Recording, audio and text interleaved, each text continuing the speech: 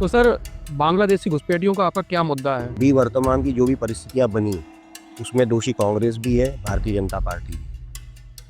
सन 74 में अचानक मंगलदोई नाम की असम की सीट है, उसमें अचानक देखा वहाँ के लोगों ने कि बहुत बड़ी मात्रा में मुस्लिम वोटर्स बढ़ गए।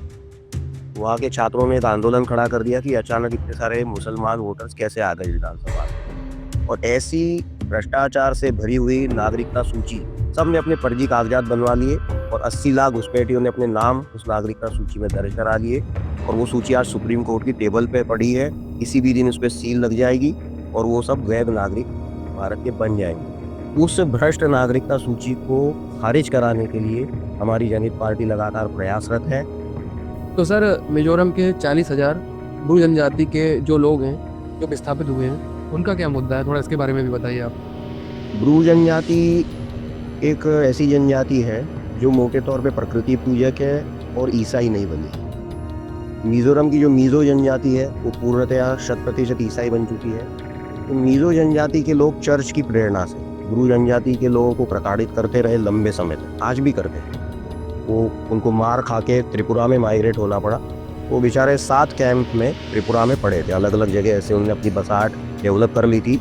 न लाइट थी, मात्र 5 रुपये प्रति व्यक्ति प्रतिदिन उनको सरकारी सहायता मिलती थी, थोड़ा बहुत चावल मिल जाता। एनआरसी के तहत एक जबरदस्त घोटाला हुआ। राष्ट्रीय नागरिकता रजिस्टर को लेके जो एनजीओ असम में गया सुप्रीम कोर्ट ने उस पर फैसला दिया कि हम अपनी निगरानी में इस रजिस्टर का पूरा व्यवस्थितीकरण करेंगे। प्रतीक हजेला के नेतृत्व में ये पूरी की पूरी प्रक्रिया चालू हुई और इस प्रक्रिया में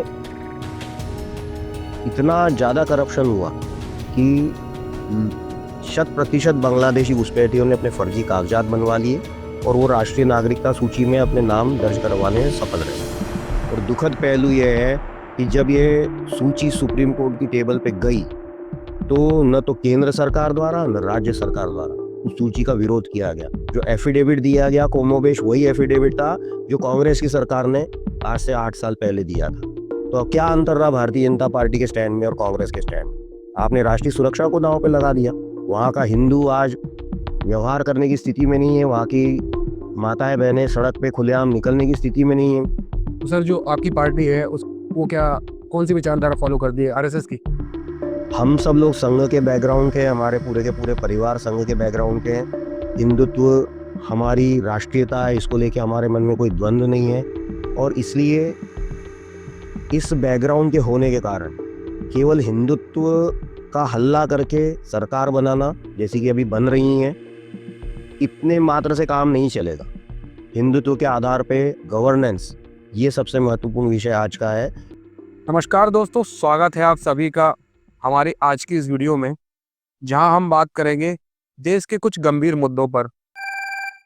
क्या वाकई भारत देश में 80 लाख बांग्लादेशी घुसपैठिए बस चुके हैं? अगर हाँ, तो इसका देश की सुरक्षा, जनसंख्या और राजनीति पर क्या प्रभाव पड़ेगा? ऐसे ही कुछ सवालों को लेकर हम आज आप पहुंचे हैं जनहित पार्टी के नेता श्री मनीष काले जी के पास, जो इन सभी मुद्दों पर अपनी राय खुलकर रखते हैं। तो आइए उन्हीं से जानते हैं उनके नज़रिए और उनकी सरकार से क्या उम्मीदें हैं और जनता को उनके माध्यम से क्या जानना चाहिए। तो आइए फिर शुरू करते हैं। नमस्कार सर। सर, सबसे पहले तो ये बताइए कि आपकी पार्टी अभी जनहित पार्टी नई नई पार्टी है, तो आपको इस पार्टी का निर्माण करने की ऐसी क्या जरूरत पड़ी, उसके बारे में थोड़ा बताइए। मेरा नाम मनीष काले है, मैं जनहित पार्टी का महामंत्री हूँ। और हमारे जो राष्ट्रीय अध्यक्ष हैं श्री अभय जी जैन, और हमारे एक और साथी हैं जो झारखंड का काम देखते हैं, विशाल जी बिंदल। अब सब हम सब लंबे समय तक संघ के प्रचारक रहे। अभय जी ने 86 में एनआईटी भोपाल से इंजीनियरिंग किया और संघ के प्रचारक बने। वो 22 साल तक प्रचारक रहे। मैंने भी इंदौर से इंजीनियरिंग किया, मैं भी 16 साल प्रचारक रहा। और 2007 में हमको ऐसा अनुभव आया कि एक साधारण स्वयंसेवक के नाते हम कुछ ऐसी भूमिकाएं निभा सकते हैं जो संघ के प्रचारक के नाते नहीं निभा सकते। प्रत्यक्ष जनता से जुड़ी हुई बहुत सारी समस्याएं रहती है, उनको सुलझाने के लिए हम लोगों ने एक बैनर का निर्माण किया, नाम रखा हमने भारत हित रक्षा अभियान। और 2007 से 2023 तक हमने वैरायटी के कई प्रकार के आंदोलन उस बैनर के तहत चलाए। उसमें मिजोरम की ब्रू जनजाति का पुनर्वास, हजारों पेड़ों को बचाना, व्यापम का घोटाला, इंदौर शहर को पॉलीथीन मुक्त कराने का अभियान, ऐसे कई प्रकार के आंदोलन चलाए। आखिरी हमारा जो आंदोलन था वो ओंकारेश्वर में जो पर्यटन का मॉडल ला रही थी सरकार, उसके विरोध में था, शंकराचार्य जी की मूर्ति के आड़। आंदोलन चलाते चलाते हम लोग को अनुभव आया कि शासन को जब तक आंदोलन का दबाव रहता है उतनी देर के लिए तो थोड़ी बहुत बातें शासन मान लेता है, परंतु बेसिक पॉलिसी पे उसका कोई प्रेशर नहीं आता। और राजनीतिक दल केवल और केवल वोटों की भाषा समझता है। और इसलिए हम लोगों ने एक राजनीतिक दल का निर्माण किया। और उसके पीछे बेसिक सोच इतनी थी कि जितनी भी राजनीतिक पार्टियां हैं आज की तारीख में, चाहे वो भाजपा हो, चाहे कांग्रेस हो, चाहे समाजवादी पार्टी हो, चाहे अन्य दक्षिण भारत की पार्टियां हो, सबका राजनीतिक कल्चर एकदम एक जैसा हो गया है। वोटरों को प्रलोभन देना, एन चुनाव के वक्त पे चमक दमक की राजनीति, खूब प्रोपोगंडा, और इन सब के लिए धन बल का बेतहाशा उपयोग। तो जब धन के आधार पे ही हम टिकट प्राप्त करेंगे, धन के आधार पे हम चुनाव जीतेंगे, तो स्वाभाविक है हमको आने वाले 5 सालों में उस धन को वापस प्राप्त करने के लिए करप्ट प्रैक्टिसेस अवलंबित करनी पड़ेंगी और भ्रष्टाचार को उनको मान्यता देनी पड़ेगी। मतलब मध्य प्रदेश का ताज़ा उदाहरण है, कैसे सरकारी खरीद फरोख्त हुई, कैसे अजीत पवार जी जो 10 दिन पहले तक करप्ट आदमी थे वो अचानक डिप्टी सीएम बन गए। ये सब हमारे ताज़ा घटनाक्रम है।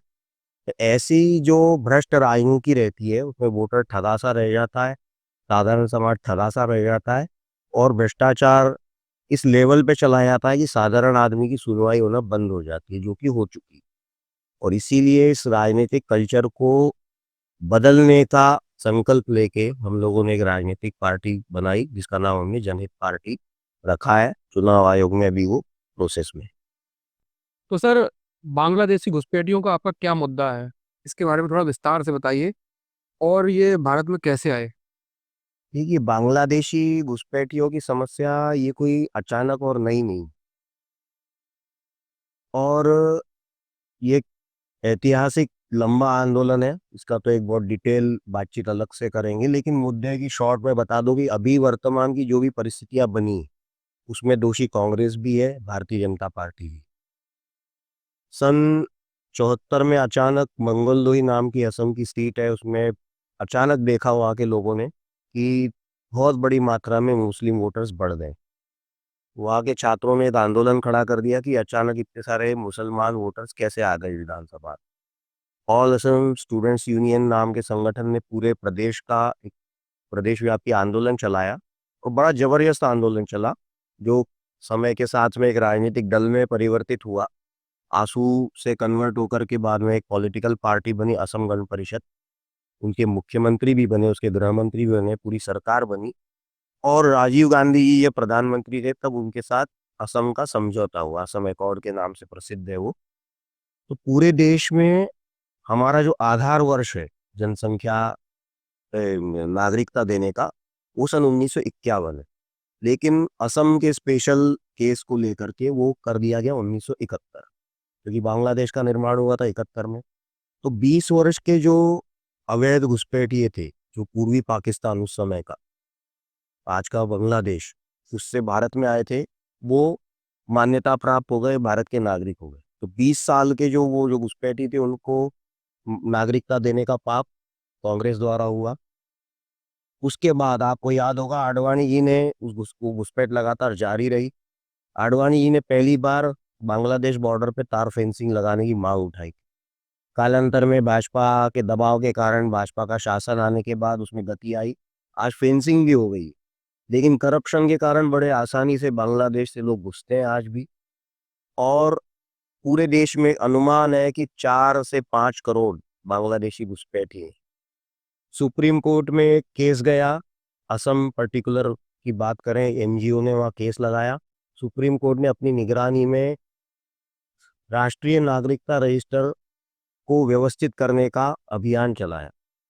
पूरी एक्सरसाइज चली 4 साल, और वो पूरी की पूरी एक्सरसाइज राष्ट्रीय नागरिकता रजिस्टर के शुद्धिकरण की और संशोधन की, वो भ्रष्टाचार के भेंट चढ़ गई। एक प्रतीक हजेला नाम के आईएएस अफसर, भोपाल के ही हैं, आईआईटी के पास आउट हैं, उन्होंने भीषण घोटाला किया, जिसका कि सीएजी ने उल्लेख किया, रिपोर्ट की, और सीएजी ने उनके खिलाफ दंडात्मक कार्रवाई की अनुशंसा। उनका वर्तमान के जो असम के मुख्यमंत्री हेमंत विश्व शर्मा, उनसे अच्छा खासा गठजोड़ रहा। तो 1.5 साल तक, तो 1.25 साल तक तो उनके ऊपर एफआईआर तक नहीं हुई। उन्होंने वीआरएस ले लिया, चुपचाप खिसक के आ गए, भोपाल ही रहते हैं आजकल। तो उनके ऊपर एफआईआर भी जो हुई अभी 1.5 माह पूर्व, वो कोर्ट के आदेश से हुई।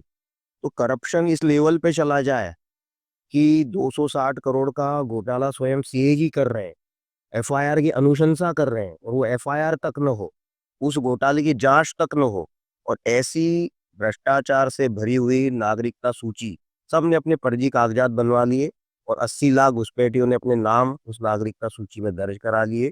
और वो सूची आज सुप्रीम कोर्ट की टेबल पे पड़ी है, किसी भी दिन उस पर सील लग जाएगी, और वो सब वैध नागरिक भारत के बन जाएंगे। उस भ्रष्ट नागरिकता सूची को खारिज कराने के लिए हमारी जनहित पार्टी लगातार प्रयासरत है। 11 नवंबर को हमने गुवाहाटी में धरना दिया था। उसके बाद हमने 18 नवंबर से पूरे प्रदेश की यात्रा निकाली, सभी जिलों में गए, 400 से अधिक नुक्कड़ सभाएं हमने पूरे प्रदेश में की, 5 लाख से अधिक पैम्पलेट वितरण किए, और इसी विषय को लेके हम 26 मई को जंतर मंतर पे अभी धरना देने जा रहे हैं कि हमको बांग्लादेशी घुसपैठिए नहीं चाहिए, क्योंकि किसी भी दिन कश्मीर ऐसी स्थिति वहां बन जाएगी। 13 जिले असम के बांग्लादेश से सटे हुए मुस्लिम घुसपैठियों से भर चुके हैं। वहाँ पे हिंदू महिलाओं की स्थिति दयनीय है। वहाँ के सारे रोजगार व्यापार घुसपैठियों के हाथ में जा चुके हैं, और ये सब ओपन है, मतलब सबको मालूम है, और ये सब चल रहा है। इसी का विरोध जनहित पार्टी लगातार कर रही है। तो सर, मिजोरम के 40,000 ब्रू जनजाति के जो लोग हैं, जो विस्थापित हुए हैं, उनका क्या मुद्दा है? थोड़ा इसके बारे में भी बताइए आप। ब्रू जनजाति एक ऐसी जनजाति है जो मोटे तौर पे प्रकृति पूजक है और ईसाई नहीं बनी। मिजोरम की जो मिजो जनजाति है वो पूर्णतया 100% ईसाई बन चुकी है।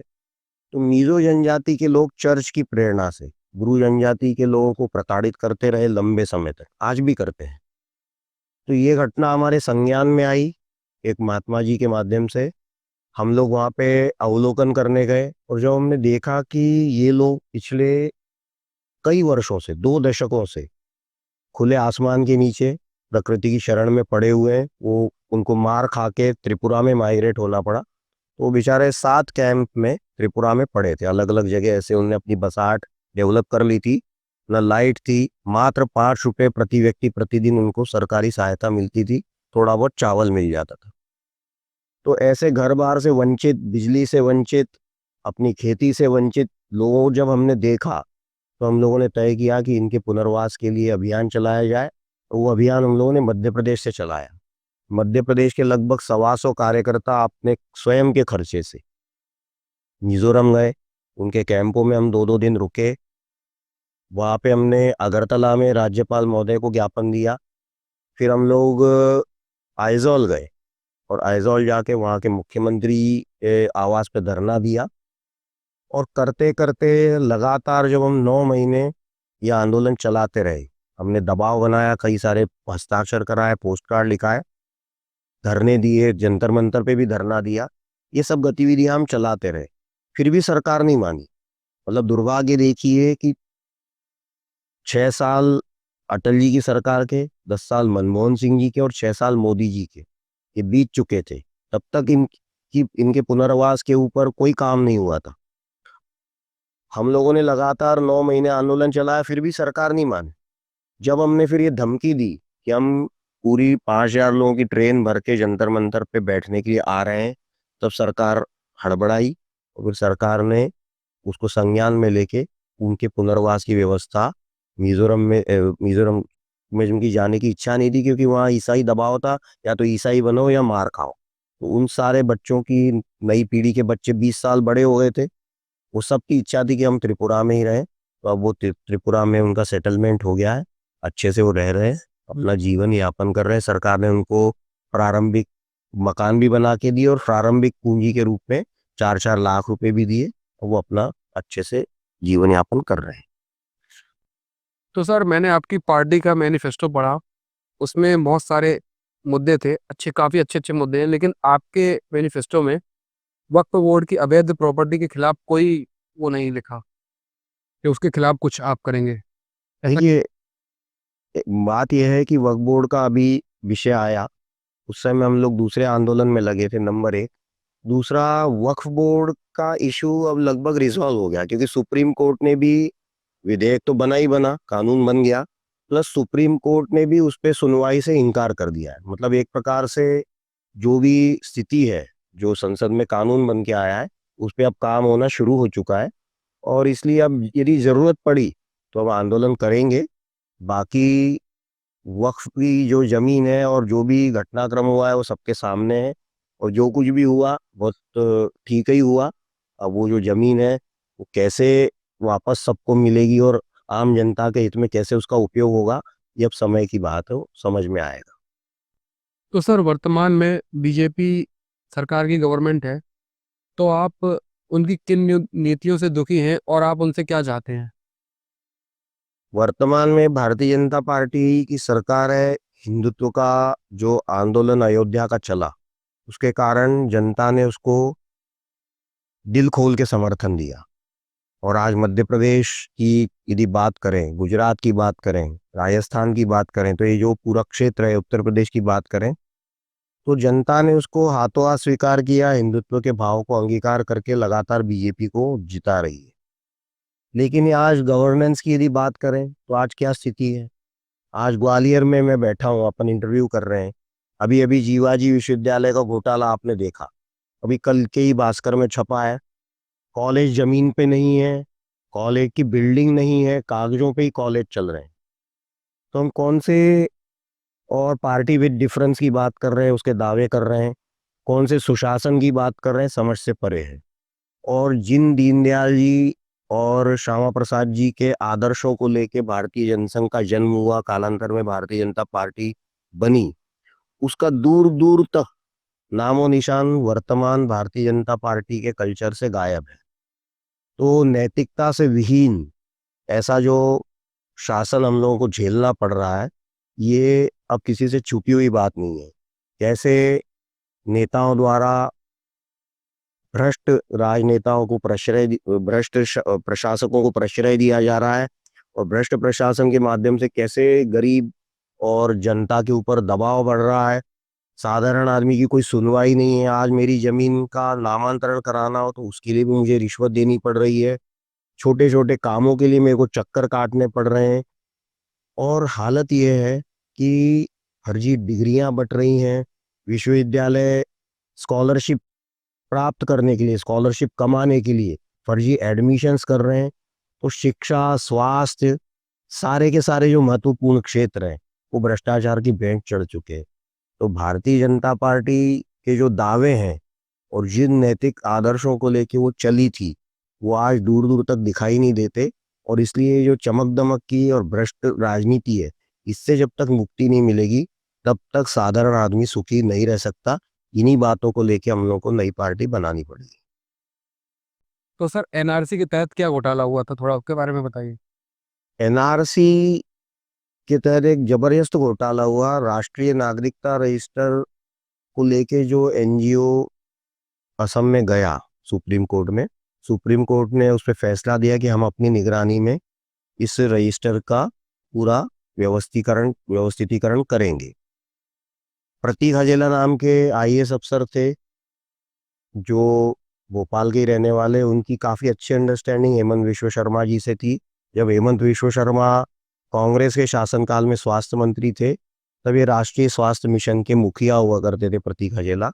तब से इनकी अच्छी अंडरस्टैंडिंग थी। प्रतीक हजेला के नेतृत्व में ये पूरी की पूरी प्रक्रिया चालू हुई और इस प्रक्रिया में इतना ज़्यादा करप्शन हुआ कि 100% बांग्लादेशी घुसपैठियों ने अपने फर्जी कागजात बनवा लिए और वो राष्ट्रीय नागरिकता सूची में अपने नाम दर्ज करवाने में सफल रहे।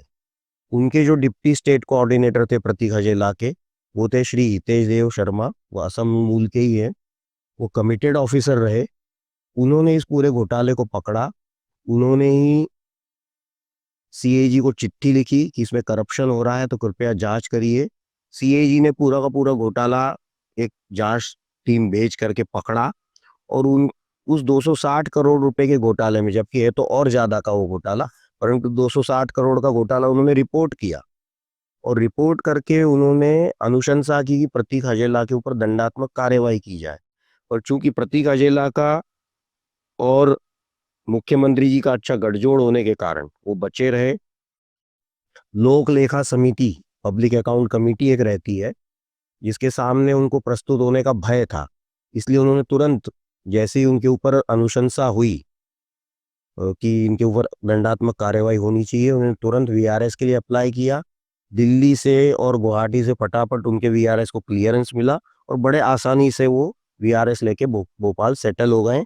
अब वो आईएएस की कोचिंग वोचिंग भोपाल में शुरू कर रहे हैं। तो इतने आसानी से कैसे कोई भ्रष्ट ऑफिसर, जो कि एक संवैधानिक पद पर बैठे हुए व्यक्ति जिनके ऊपर अनुशंसा कर रहे हैं कि इनके ऊपर दंडात्मक कार्यवाही होनी चाहिए, बच के निकल जाता है। तो पूरा का पूरा राष्ट्रीय सुरक्षा से जुड़ा हुआ मुद्दा, पूरी बांग्लादेश से सटे हुए असम के 13 जिले, जो आज कश्मीर जैसी स्थिति में आने की कगार पे खड़े हैं, ऐसे करप्शन की भेंट चढ़ जाता है। मतलब आपने राष्ट्रीय सुरक्षा तक को दांव पे लगा दिया भ्रष्टाचार के कारण। तो ऐसी सरकार, ऐसी भ्रष्ट सरकार जिसका ये दावा है कि हमें बांग्लादेशी घुसपैठियों से मुक्त देश को करना है, ऐसी भारतीय जनता पार्टी की सरकार। और अभी झारखंड का जो चुनाव हुआ, उसमें हेमंत विश्व शर्मा गरज गरज के कह रहे थे कि एक एक बांग्लादेशी को चुन चुन के हम बाहर करेंगे। उन्हीं के राज्य में 80 लाख घुसपैठियों को नागरिकता मिलने जा रही है। और दुखद पहलू यह है कि जब ये सूची सुप्रीम कोर्ट की टेबल पे गई, तो न तो केंद्र सरकार द्वारा न राज्य सरकार द्वारा उस सूची का विरोध किया गया। जो एफिडेविट दिया गया कोमोबेश वही एफिडेविट था जो कांग्रेस की सरकार ने आज से 8 साल पहले दिया था। तो अब क्या अंतर रहा भारतीय जनता पार्टी के स्टैंड में और कांग्रेस के स्टैंड में? आपने राष्ट्रीय सुरक्षा को दांव पे लगा दिया। वहां का हिंदू आज व्यवहार करने की स्थिति में नहीं है। वहां की माताएं बहनें सड़क पे खुलेआम निकलने की स्थिति में नहीं है। किसी भी दिन मुर्शिदाबाद जैसी घटना आपके सामने आ जाएगी, तो क्या हम ऐसी किसी दुर्घटना का इंतजार कर रहे हैं? सही बात। तो इसलिए हमारी पार्टी इसको लेके लगातार सतत सक्रिय है, और हम उसको जारी रखेंगे। तो सर, जो आपकी पार्टी है उस वो क्या कौन सी विचारधारा फॉलो करती है, आरएसएस की? हम सब लोग संघ के बैकग्राउंड के हैं, हमारे पूरे के पूरे परिवार संघ के बैकग्राउंड के हैं। हिंदुत्व हमारी राष्ट्रीयता है, इसको लेके हमारे मन में कोई द्वंद्व नहीं है। और इसलिए इस बैकग्राउंड के होने के कारण केवल हिंदुत्व का हल्ला करके सरकार बनाना, जैसी कि अभी बन रही है, इतने मात्र से काम नहीं चलेगा। हिंदुत्व के आधार पे गवर्नेंस, ये सबसे महत्वपूर्ण विषय आज का है। क्योंकि हिंदुत्व का मतलब है, हिंदुत्व का यदि राज्य की संकल्पना करें तो हम बोलते हैं राम राज्य। तो राम का राज्य कैसा था? आज हमने राम जन्मभूमि के आंदोलन के दम पे ही भारतीय जनता पार्टी इतनी बड़ी है। तो क्या राम का राज्य ऐसा था कि जहाँ भ्रष्टाचार अनैतिकता को मान्यता थी? आज भारतीय जनता पार्टी प्रत्येक सरकार में, चाहे वो राज्य की हो, चाहे छोटे से दिल्ली जैसे राज्य की हो, चाहे केंद्र की हो, भ्रष्टाचार को खुली मान्यता मिल गई है। तो ऐसे करप्ट प्रैक्टिसेस के दम पे आप राम राज्य की बात नहीं कर सकते। और इसलिए हिंदुत्व के आधार पे गवर्नेंस, यही हमारी पार्टी का मूल लक्ष्य है। और हिंदुत्व के आधार पे गवर्नेंस का अर्थ ये है कि न कोई दरिद्र, न दुखी, न दीना, न कोई अबुध, न लक्षणहीना। ये जो तुलसीदास जी ने सरल सी व्याख्या की है, उस सोच के साथ शासन की संस्कृति विकसित होना चाहिए, प्रशासन भी उसी ढंग से चलना चाहिए। जी। तो सर, लैंड पूलिंग एक्ट अभी 2025 में मध्य प्रदेश विधानसभा में पारित किया गया है, उसका आपकी पार्टी विरोध क्यों कर रही है, इसका क्या कारण है? ये एक बहुत ही खतरनाक काला कानून मध्य प्रदेश की विधानसभा में पारित हुआ है। बताते हैं कि इसका मूल जो है वो गुजरात के मॉडल को ही फॉलो किया है मध्य प्रदेश सरकार ने। तो ये लैंड पूलिंग एक्ट इतना बुरा एक्ट है, जिसमें सरकार किसानों से न तो सहमति लेगी, न किसानों को उनके अधिग्रहण के बाद मुआवजा देगी। यानी बिना सहमति बिना मुआवजे के ये अधिग्रहण करने का अधिकार इस कानून के माध्यम से सरकार ने प्राप्त कर लिया है। और हमारे मध्य प्रदेश के मुख्यमंत्री श्रीमान मोहन जी यादव, वो भी पुराने विद्यार्थी परिषद के कार्यकर्ता रहे हैं। शालिग्राम जी तोमर पुराने हमारे संघ के प्रचारक थे, विद्यार्थी परिषद के संगठन मंत्री थे, उन्होंने ही उनको गढ़ा है। तो संघ का ही जो अनुषांगिक संगठन है भारतीय किसान संघ, एक बार उनसे तो पूछ लेते क्या भारतीय किसान संघ इससे सहमत है। मेरी भारतीय किसान संघ के वरिष्ठ कई कार्यकर्ताओं से बातचीत हुई है, कोई भी इस लैंड पूलिंग एक्ट से सहमत नहीं है। ये एक अलग बात है कि भाजपा के शासन होने के कारण भारतीय किसान संघ खुलेआम उसका विरोध नहीं कर रहा है, परंतु बिना सहमति के बिना मुआवजे के आप किसान से कैसे धरती ले सकते हैं। अब आप कह रहे हैं कि हम 50% धरती उसको विकसित करके लौटाएंगे, विकसित करके आप मेरे को लौटा भी देंगे। पहली बात है, मान लीजिए उदाहरण के लिए मेरे पास 4 बीघा जमीन है, आपने आज मेरी 4 बीघा जमीन ले ली और आज से 8 साल बाद 10 साल बाद मेरे को 2 बीघा लौटा भी दी विकसित करके, तब तक मैं क्या करूंगा, पहला सवाल मेरा। दूसरा, वो जमीन कब देंगे, किस रूप में देंगे, इसके बारे में भी कोई क्लियरिटी नहीं है। तीसरी बात, आप बोलेंगे कि वहाँ आप अस्पताल चला सकते हो, आप वहाँ स्कूल चला सकते हो, तो क्या मेरी स्थिति है, मैं तो एक साधारण सा किसान हूँ, अनपढ़, कम पढ़ा लिखा, तो क्या मेरी स्थिति है कि मैं एक अस्पताल चला लूँ या स्कूल चला लूँ। तो मजबूर होकर के मेरे को वो ज़मीन किसी न किसी व्यक्ति को बेचनी पड़ेगी। ने कुल मिला के वो मेरी छोटी सी ज़मीन जिसके दम पे मैं अपने परिवार को पालता हूँ, मेरे हाथ से चली जाएगी और वो उन लोगों के हाथ में जाएगी जो एक प्रकार से बड़े व्यापारी हैं अथवा उद्योगपति हैं। तो इनडायरेक्टली वो पूरी की पूरी ज़मीन उनके हाथ में पहुंचाने का ये एक्ट है। तो हमारा जो किसान है, जो वैसे ही मौसम की मार झेल रहा है, लगातार गर्मी के कारण, ओले के कारण, अति वर्षा के कारण उसकी फसलें चौपट हो रही हैं, तो ऐसे में वो किसान के हाथ से ज़मीन भी चली जाएगी तो वो बेचारा मजदूर बनने के अलावा उसके पास ऑप्शन नहीं रहेगा। और इसलिए इस एक्ट का हम लगातार विरोध कर रहे हैं। और वैसे भी जनहित पार्टी की ये नीति है कि जो उपजाऊ खेती की ज़मीन है, उसके ऊपर अन्य कोई गतिविधि वैसे भी नहीं करना चाहिए, क्योंकि खेती मात्र अन्न नहीं देती, वो पर्यावरण की भी सुरक्षा करती है। उस पे पशु, पक्षी, पौधे, पेड़, वो भी सब प्रकृति के वरदान के रूप में पल्लवित पुष्पित होते हैं। और वैसे ही शहरीकरण और कॉन्क्रीटीकरण के कारण हमारा पूरा जनमानस अस्त-व्यस्त हो चुका है। ऐसे में आप उस खेती की ज़मीन पे भी अपनी आँख गड़ा के बैठे हैं, ये इसका जनहित पार्टी नीतिगत रूप से विरोध करती है। तो सर, देश के इन गंभीर मुद्दों पर चर्चा करने के लिए आपका बहुत बहुत धन्यवाद और हमें समय देने के लिए आपका बहुत बहुत धन्यवाद। धन्यवाद आपका भी, क्योंकि हम लोग इस बारे में बहुत स्पष्ट हो चुके हैं कि बड़े-बड़े जो चैनल्स हैं, बड़े-बड़े अखबार हैं, उनसे ज़्यादा अच्छे से जो छोटे स्थानीय पत्रकार हैं, पूरी ताकत लगा के और अपनी रिस्क पे काम करते हैं। तो आप जैसे जो पत्रकार हैं, जो जूझ करके काम करते हैं, उन लोगों को भी बहुत-बहुत धन्यवाद और बहुत-बहुत प्रणाम। धन्यवाद।